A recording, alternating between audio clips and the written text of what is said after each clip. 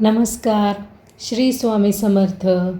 मी गायत्री आपल्या सर्वांचे स्वागत करते भक्ती आणि भोजन या चॅनलवरती. आशा करते की आपण सर्वजण स्वस्त आहात आणि मस्त आहात. आज आपण महाराष्ट्राच्या संत परंपरेतील एक तेजस्वी, दिव्य आणि प्रेरणादायी अध्याय उलगडणार आहोत. ही केवळ इतिहासाची गोष्ट नाही, ही आहे भक्तीची अनुभूती, श्रद्धेचा श्वास आणि नामाचा स्पंदन. आजचा दिवस आहे संतांच्या स्मरणाचा, भक्तीचा आणि नाम महिमेचा. आज आपण जाणून घेणार आहोत संत तुकाराम महाराज यांच्या पावन स्मृती दिनाविषयी, म्हणजेच तुकाराम बीज. तुकाराम बीज हा एक केवळ उत्सव दिवस नाही, तो आहे श्रद्धेचा उत्सव, तो आहे भक्तीचा महासागर, तो आहे विठ्ठल नामाचा अखंड जप, तो आहे आत्म्याला स्पर्श करणारा क्षण. फाल्गुन वद्य तृतीयेला संत तुकाराम महाराज सशरीर वैकुंठाला गेले, अशी वारकरी संप्रदायाची अखंड श्रद्धा आहे. म्हणतात त्या दिवशी देहूत कीर्तन सुरू होते, वातावरण भक्तिमय होते आणि अचानक एक दिव्य प्रकाश प्रकट झाला. भक्तांच्या मते त्या दिवशी त्यांनी पृथ्वीवरील आपले सर्व कार्य पूर्ण केले आणि परमधामाला प्रस्थान केले. म्हणूनच हा दिवस केवळ शोकाचा नाही, तर तो आनंदाचा, अभिमानाचा आणि कृतज्ञतेचा दिवस आहे. कारण अशा संतांचा जन्म आपल्या महाराष्ट्रभूमीत झाला, हीच आपली मोठी भाग्यरेषा आहे. तुकाराम महाराजांनी आपल्या साध्या, सोप्या पण थेट हृदयाला भिडणाऱ्या अभंगातून संपूर्ण समाजाला दिशा दिली आहे. त्यांनी सांगितले, जे का रंजले गांजले त्यासी म्हणे जो आपुले. ही केवळ ओवी नाही, ही मानवतेची शिकवण आहे. आजच्या या भक्तिमय प्रवासात आपण जाणून घेऊ तुकाराम महाराजांचे बालपण आणि त्यांची आध्यात्मिक जडणघडण, त्यांच्या आयुष्यातील संघर्ष आणि वेदना, त्यांच्या अभंगाची ताकद आणि समाज सुधारणेतील भूमिका, त्यांचा वैराग्यपूर्ण स्वभाव आणि तुकाराम बीजचे आजच्या काळातील महत्त्व. आजच्या धावपळीच्या, तणावाच्या, स्पर्धेच्या जगात आपण थोडा वेळ थांबून त्यांच्या विचाराकडे पाहिलं तर कदाचित आपल्यालाही जीवनाचा खरा अर्थ सापडेल. कारण तुकाराम महाराजांनी आपल्याला शिकवले, संपत्ती नाही तर समाधान मोठे आहे, अहंकार नाही तर नम्रता श्रेष्ठ आहे आणि सर्वात महत्त्वाचं म्हणजे नामस्मरण हेच खरे जीवनसार आहे. चला तर मग मन शांत करून, भक्तिभाव जागवून आणि अंतःकरण उघडे ठेवून या पवित्र प्रवासाला सुरुवात करूया. ज्ञानोबा माऊली तुकाराम. संत परंपरेतील तेजस्वी तारा म्हणजे संत तुकाराम महाराज.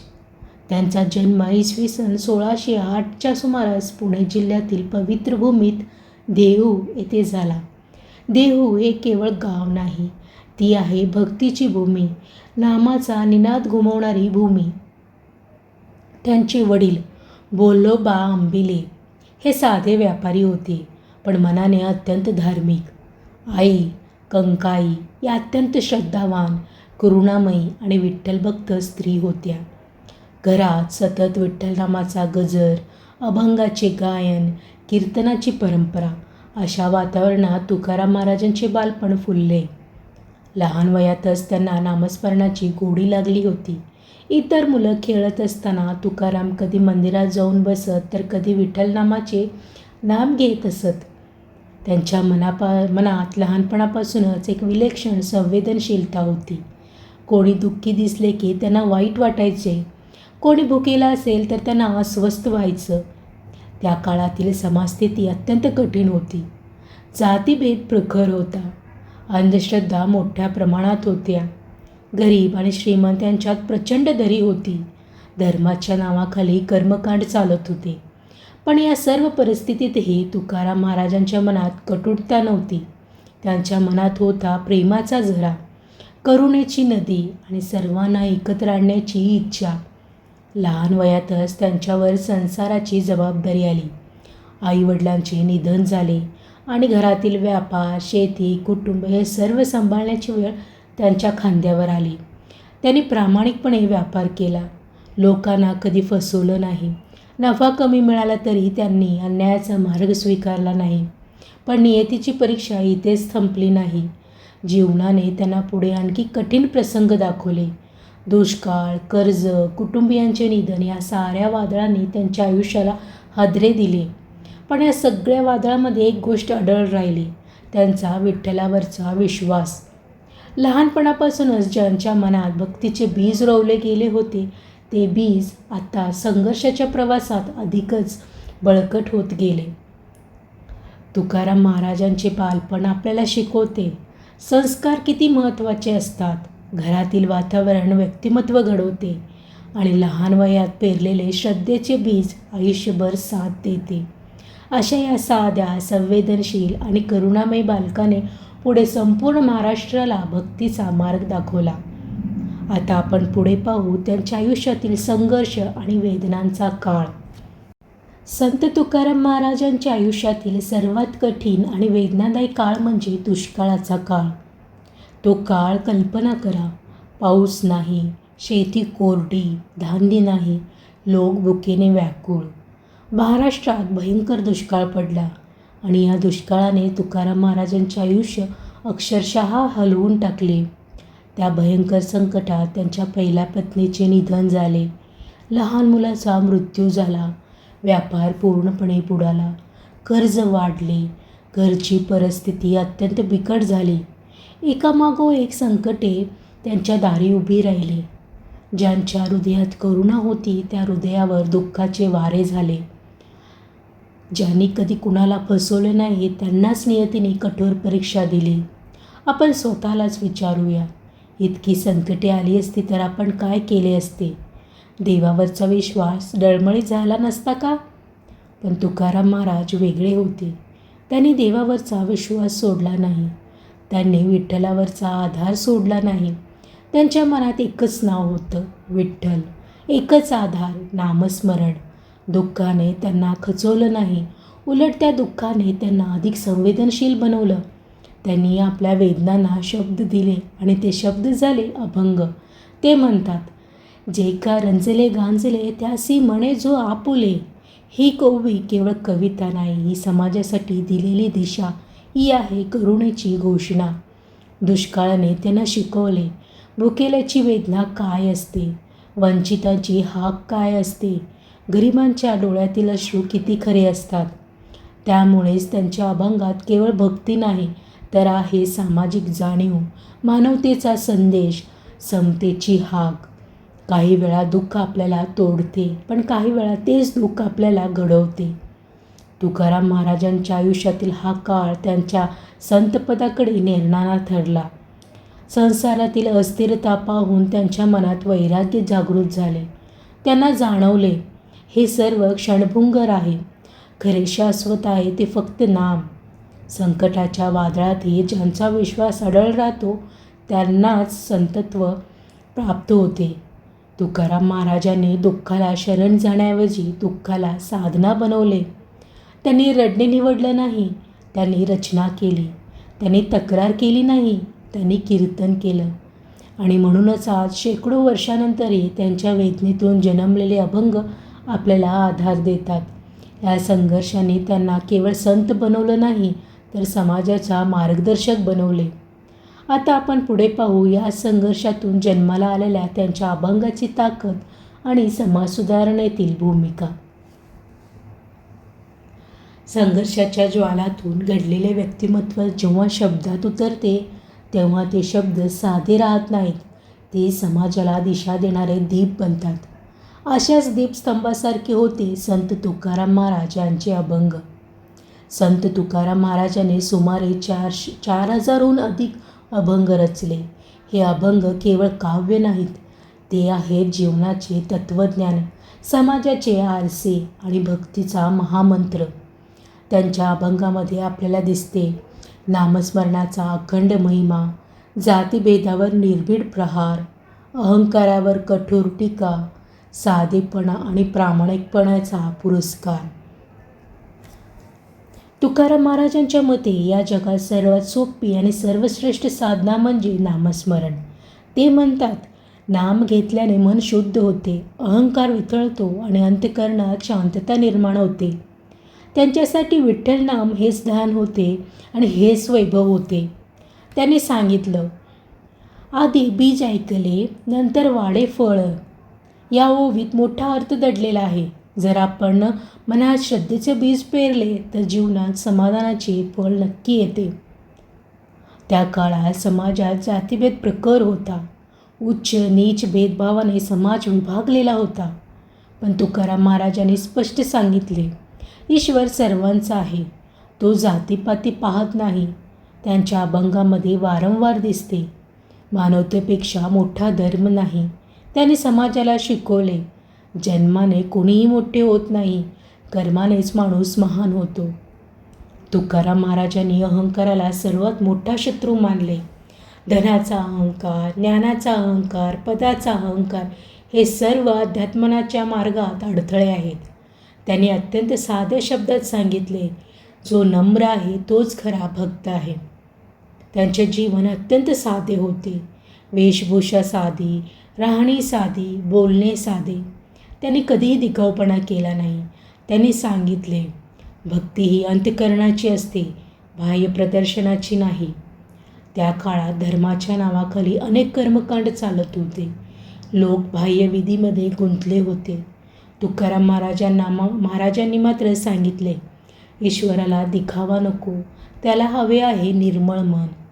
त्यांनी भक्तीला महत्त्व दिले, साध्या नामजपाला श्रेष्ठ मानले.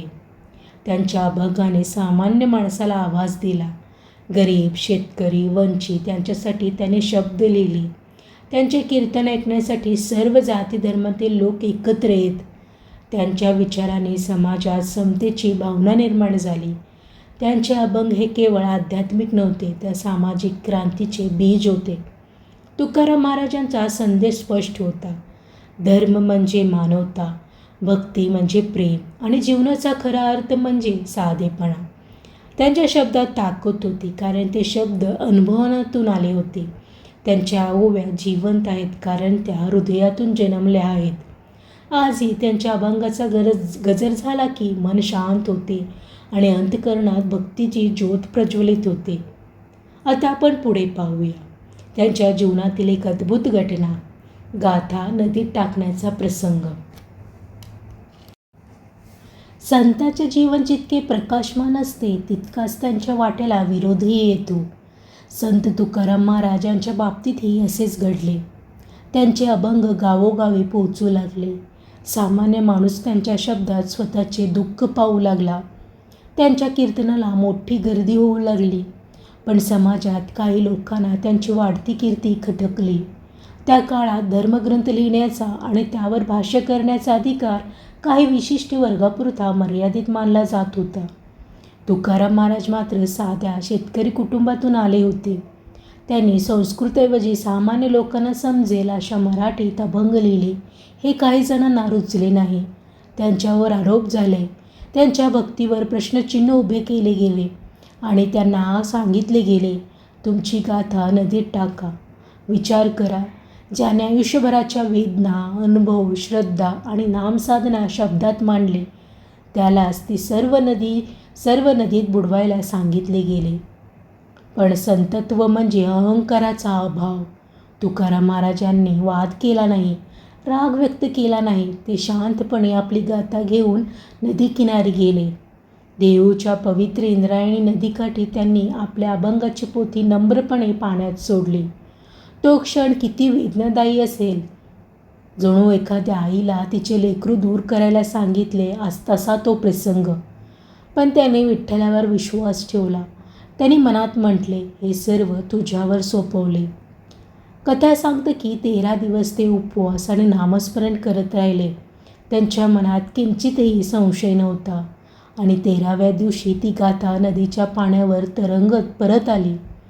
पान कोरडी, अक्षर सुरक्षित, जणू विठ्ठलाने स्वतः ती जपली होती. ही घटना भक्तांसाठी केवळ चमत्कार नाही, ही आहे श्रद्धेचा विषय. ही आहे भक्तीची ताकद. ही आहे सत्याच्या शब्दाची अमरता.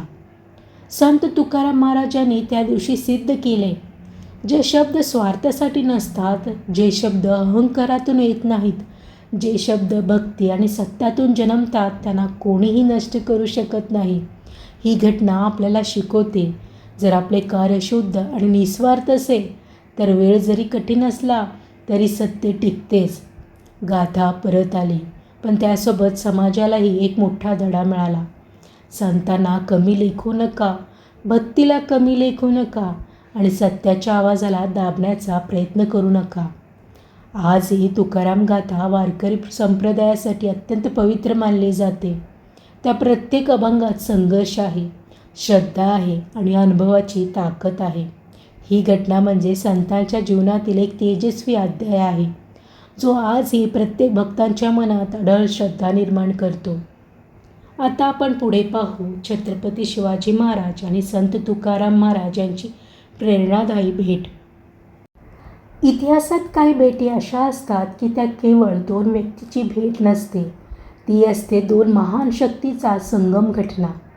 एकीकडे हिंदवी स्वराज्याचे संस्थापक, पराक्रमाचे प्रतीक छत्रपती शिवाजी महाराज आणि दुसरीकडे भक्ती, वैराग्य आणि नामसाधनेचे मूर्तिमंत रूप संत तुकाराम महाराज.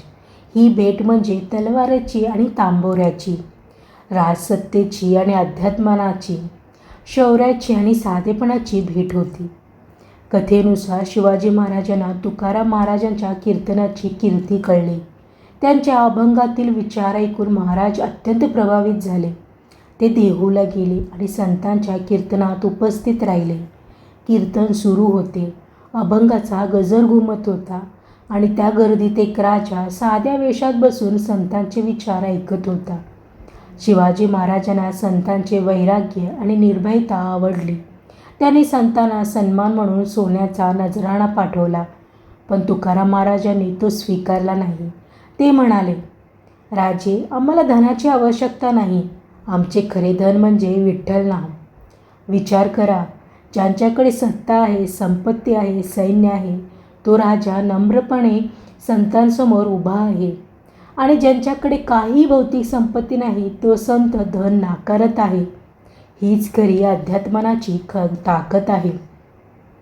तुकाराम महाराजांनी शिवाजी महाराजांना सांगितले, राजकारण करताना धर्म आणि न्याय याचा आधार सोडू नका. प्रजेची सेवा हीच खरी ईश्वर सेवा आहे. असे म्हणतात की शिवाजी महाराज संतांना आपल्याकडे ठेवू इच्छित होते, पण तुकाराम महाराजांनी स्पष्ट सांगितले, आम्हाला संसारातील मान मर्ताब नको, आम्हाला नामसाधना प्रिय आहे. या दोन प्रसंगातून दोन गोष्टी स्पष्ट होतात. पहिली, खरा राजा तोच जो संतांचा आदर करतो आणि दुसरी, खरा संत तोच जो सत्तेच्या मोहात अडकत नाही. ही भेट आपल्याला शिकवते, शक्ती आणि श्रद्धा यांचा संगम झाला तर समाज उन्नत होतो. छत्रपती शिवाजी महाराजांनी स्वराज्य उभे केले आणि संत तुकाराम महाराजांनी मनराज्य घडवले. एकाने भूमी जिंकली, दुसऱ्याने हृदय जिंकली. ही भेट केवळ ऐतिहासिक घटना नाही, तर ती आहे प्रेरणेचा स्रोत. आजही जेव्हा आपण या दोघांचे नाव घेतो तेव्हा अभिमानाने डोळे भरून येतात. ज्ञानोबा माऊली तुकाराम. फाल्गुन वद्य द्वितीया. एक साधा दिवस नव्हता तो दिवस होता भक्तीचा परमोच्च क्षण. देहू नगरीत कीर्तन सुरू होते. अभंगाचा गजर घुमत होता. तंबोऱ्याच्या नाद वातावरणात दुमदुमत होता. त्या कीर्तनात हरिनामाचा अखंड जप सुरू होता. विठ्ठल विठ्ठल जय हरी विठ्ठल, विठ्ठल विठ्ठल जय हरी विठ्ठल. त्या दिवशी वातावरण काहीतरी वेगळे होते. भक्तांच्या मनात एक अनामिक आनंद आणि शांतता होती. आणि त्या दिवशी भक्तांच्या मते एक अद्भुत घटना घडली. आकाशातून पुष्पवृष्टी झाली. एक दिव्य प्रकाश प्रकट झाला आणि एक तेजस्वी रथ आकाशातून अवतरला. त्या रथात बसून संत तुकाराम महाराज सशरीर वैकुंठाला गेले, अशी वारकरी संप्रदायाची श्रद्धा आहे. हा प्रसंग केवळ कथा नाही, तो आहे श्रद्धेचा शिखरबिंदू. तुकाराम महाराजांनी आयुष्यभर विठ्ठल नामाचा जप केला. त्यांनी संसारातील मोह त्यागले. त्यांनी मान, सन्मान, संपत्ती, सत्ता सर्व काही नाकारले. त्यांच्या जीवनात एकच ध्येय होते, भक्ती आणि नामसाधना. आणि म्हणूनच भक्तांचा विश्वास आहे, ज्याने संपूर्ण आयुष्य देवाला अर्पण केले त्याला देवाने स्वतः आपल्या धामात स्थान दिले. ही घटना घडली 30 तारीख फाल्गुन वद्य द्वितीया आणि म्हणूनच हा दिवस तुकाराम बीज म्हणून साजरा केला जातो. बीज म्हणजे आरंभ, संतांनी पृथ्वीवरील देह सोडला, पण त्यांनी भक्तीचे जे बीज पेरले ते आजही फुलत आहे. वैकुंठ गमन म्हणजे अंत नाही, तो आहे अनंतात विलीन होण्याचा क्षण. तुकाराम महाराज गेले नाहीत, ते आजही प्रत्येक अभंगात जिवंत आहेत, प्रत्येक कीर्तनात आहेत, प्रत्येक नामजापात आहेत. आजही जेव्हा वारकरी देहूला जातात तेव्हा त्यांच्या डोळ्यात अश्रू असतात, पण मनात आनंद असतो. कारण हा दिवस शोकाचा नाही, तो आहे उत्सवाचा. तो आहे संतांच्या कार्याची आठवण करून देणारा दिवस. तुकाराम बीज आपल्याला सांगते, देह नश्वर आहे पण विचार अमर आहेत, नाम अमर आहे, भक्ती अमर आहे. चला या पवित्र क्षणी आपण ही मनोमन विठ्ठलाचे नाम घेऊया. ज्ञानोबा माऊली तुकाराम. तुकाराम बीज हा दिवस केवळ स्मरणाचा नाही, तो आहे भक्तीचा उत्सव. विशेषतः पुणे जिल्ह्यातील पवित्र देहू येथे या दिवशी मोठा सोहळा भरतो. संपूर्ण देहू नगरी भक्तिमय वातावरणाने न्हाऊन निघते. पहाटेपासूनच हरिनामाचा गजर सुरू होतो. मंदिरात आणि परिसरात अभंगाचे सूर घुमू लागतात. अभंग गायन. वारकरी एकत्र बसून तुकाराम महाराजांचे अभंग गातात. तंबोरा, चिपळ्या, मृदुंग यांच्या तालावर विठ्ठल विठ्ठल जय हरी विठ्ठल विठ्ठल विठ्ठल जय हरी विठ्ठल असा निनाद आकाशात झेपावतो. त्या क्षणी प्रत्येकजण आपली दुःखे विसरतो, मन एकाग्र होते आणि वातावरणात एक अद्भुत शांतता निर्माण होते. कीर्तन. तुकाराम बीजेच्या दिवशी विशेष कीर्तनाचे आयोजन केले जाते. कीर्तनकार तुकाराम महाराजांचे जीवन, त्यांचे अभंग आणि त्यांचे संदेश सांगतात. कीर्तन म्हणजे केवळ गाणे नाही, ते आहे जीवनाचा धडा, ते आहे समाजाला दिशा देणारे माध्यम. पालखी सोहळा. या दिवशी तुकाराम महाराजांच्या पादुका पालखीतून मिरवणूक काढली जाते. भक्त दिंड्या करून चालतात. डोक्यावर तुळशी वृंदावन, हातात भगवा पताका, असे दृश्य अत्यंत भावस्पर्शी असते. नामजप. तुकाराम बीजेच्या दिवशी अनेक जण अखंड नामस्मरण करतात. काही ठिकाणी अखंड हरिनाम सप्ताह आयोजित केला जातो. वारकरी संप्रदायात विठ्ठल भक्तीला अत्यंत महत्त्व आहे. वारकरी वर्षातून 2दा वारी करतात, आषाढी आणि कार्तिकी. ते पायी चालत पवित्र पंढरपूर येथे जातात, जेथे विठ्ठलाचे दर्शन घेतात. तुकाराम महाराजांची पालखी देखील वारीत सहभागी होती. ही परंपरा शेकडो वर्षापासून अखंड सुरू आहे. वारकऱ्यांची श्रद्धा. तुकाराम बीजेच्या दिवशी हजारो वारकरी देहूत जमा होतात. त्यांच्या डोळ्यात भक्ती असते, ओठावर नाम असते आणि मनात संतांबद्दल अपार प्रेम असते. या दिवशी कोणी मोठे लहान नसते, कोणी श्रीमंत गरीब नसते, सर्वजण विठ्ठलाचे दास असतात. तुकाराम बीज आपल्याला सांगते, भक्ती ही जोडणारी शक्ती आहे, नाम हे एकत्र आणणारे सूत्र आहे. आजही देहूच्या मातीमध्ये इंद्रायणीच्या प्रवाहात आणि वारकऱ्यांच्या गजरात तुकाराम महाराजांची उपस्थिती जाणवते. ज्ञानोबा माऊली तुकाराम. आज आपण संतांच्या जीवनाचा एक दिव्य प्रवास अनुभवला. संघर्षातून संतत्वाकडे, दुःखातून भक्तीकडे आणि साधेपणातून महानतेकडे जाणारा हा प्रवास होता. संत तुकाराम महाराजांचे जीवन आपल्याला केवळ कथा म्हणून ऐकण्यासाठी नाही, तर ते आहे जगण्यासाठी. तुकाराम बीज आपल्याला शिकवते, साधेपणाने जगा, अहंकार टाळा, नामस्मरण करा, सर्वांवर प्रेम करा, मानवतेला सर्वोच्च स्थान द्या. आजच्या काळात आपण सर्वजण धावत आहोत, यशासाठी, पैशासाठी, प्रतिष्ठेसाठी, पण या धावपळीत मनाची शांतता हरवली आहे. तुकाराम महाराजांनी आपल्याला सांगितले, नाम घेता सुख होते, दुःख सारे दूर जाते. ही केवळ ओळ नाही, ही आहे जीवनाची गुरुकिल्ली. जेव्हा मन अस्थिर होते, जेव्हा संकटे येतात, जेव्हा दुःख दार ठोठावते, तेव्हा नामस्मरणाला मनाला आधार देते. तुकाराम महाराजांनी कधी मोठेपणाचा दावा केला नाही. ते साधे होते पण विचार महान होते. ते गरीब होते पण आत्मिकदृष्ट्या अत्यंत श्रीमंत होते. त्यांनी आपल्याला शिकवले, धर्म म्हणजे प्रेम, भक्ती म्हणजे समर्पण आणि जीवन म्हणजे सेवा. जर आपण त्यांच्या तत्वज्ञानातील एक जरी गुण आपल्या आयुष्यात आणला, तर आपले जीवन अधिक शांत, अधिक सुंदर आणि अधिक अर्थपूर्ण होईल. आज तुकाराम बीजेच्या निमित्ताने आपण स्वतःला एक वचन देऊया. अहंकार सोडूया, मनातील कटुता दूर करूया आणि दररोज काही क्षण नामस्मरणासाठी राखूया.